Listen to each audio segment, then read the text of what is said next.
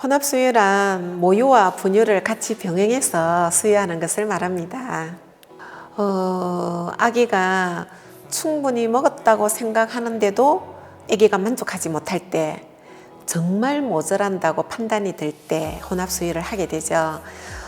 우리 보통 어머님들 같으면 양쪽 수유를 충분히 했는데도 아기가 모자라서 포만감을 못 느낀다든지 잠을 잘 못 잔다든지, 아니면 객관적인 입장에서는 기저귀가 최소 하루에 6장 이상은 나와야 되는데 그보다 적게 나온다든지, 가장 확실한 증거는 양쪽 수유를 다 하는데도 불구하고 몸무게가 잘 늘지 않을 때, 이때는 혼합수유를, 보충수유를 하셔야 됩니다.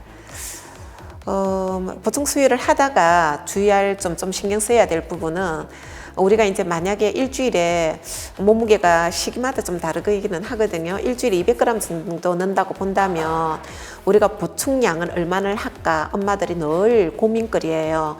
30을 할까 50을 할까 100을 할까 이러는데, 그거는 엄마 모유를 아기가 어떻게 먹는지, 몇 분 동안 어떤 식으로 적극적으로 먹는지, 정말 찔끔찔끔만 먹고 마는지, 그래서 총 몇 분을 먹는지와 아기 일령, 나이에 따라서 먹는 양을 주로 조절하게 되죠.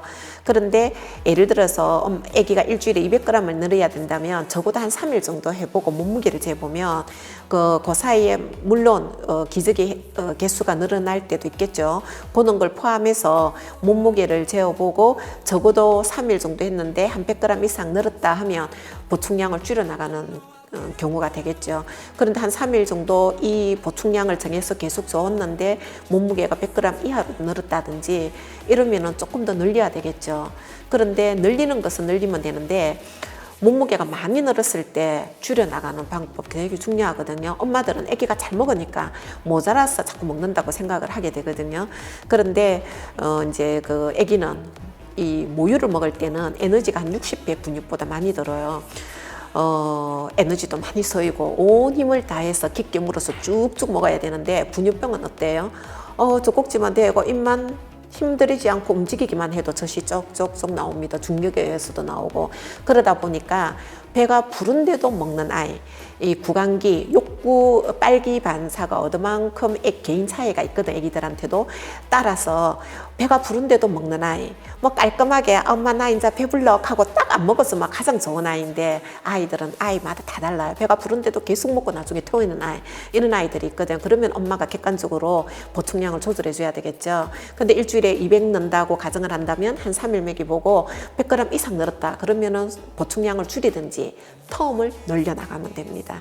그래서 또 한 가지 또 약간 신경 써야 될 부분은, 얘가 지금 보충을 하고 있어요. 그러면 엄마 수유 후에 보충을 해야 되니까 보충할 걸 미리 준비해 놓는 거. 보충하고 아가야 너 조금 있어 하고 뭐 해동을 한다든지 그때 분유를 탄다든지 이러면 아기는 그죠? 시간이 좀 가면서 배도 어느 정도 부르고 막 안 먹을 수도 있거든요. 그래서 미리 준비를 해 놓고, 요즘은 그 온도 유지를 위해서 그 분유 보관하는, 적정 온도에 보관하는 그런 용기들도 있더라고요. 그런데 미리 타서 준비해 놓고 모유 시작하고 수유 시작하고 수유를 충분히 하고 모자랄 때 바로 붙여서 보충해 주시면 됩니다. 가장 걱정되는 부분은요, 이제 조리원 생활을 하면서 점점 엄마 모유량도 충분하고, 그래서 조리원에 계실 때 수유로만으로도 충분히 수유를 했는데도 불구하고, 모유 수유로만 충분히 수유를 했는데도 불구하고 집에 가서 하루 이틀은 수유를 잘 하다가 그 다음부터 우리 애기 혼합해요, 아무래도 내 젖이 모자라는 것 같아요, 왜요? 아니 내 젖 먹고도 울어요 등등 어떠한 이유로 엄마가 쉽게 분유 보충, 혼합수유 하는 경우를 제가 참 많이 봤는데요. 그래서 저를 좀 만나러 아기 데리고 수유전에 온나라고 부탁을 드려서 만나보면 엄마 젖은 충분히 했는데 엄마가 걱정되는 그 걱정이 앞장서서 모유가 양이 충분한데도 수유를 보충하는 경우, 분유를 보충하는 경우를 제가 참 많이 봤거든요.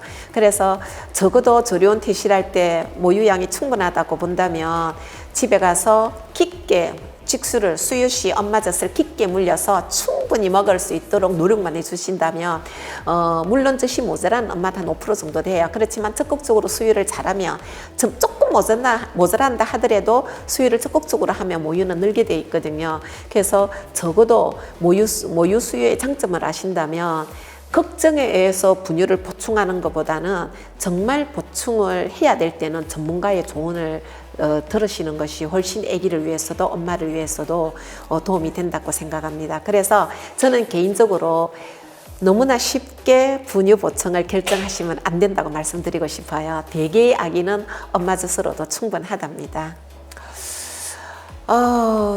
열량이나 영양적인 면에서는 거의 비슷합니다. 그러나 단백질의 경우에는 모유에는 소화가 잘 되는 락토헤입 타입 이런 게 있다면 분유에는 소화가 잘 안 되는 카제인 타입 이런 거, 지방 같은 경우도 모유에는 우리 포화지방산이나 불포화지방산 둘 다 필요를 하기는 하지만 모유 속에는 불포화지방산이 좀 더 좋은 지방산을 알고 있잖아요. 좀 더 많고 분유에는 포화지방산이 많아서 살이 찌는 경우가 많죠.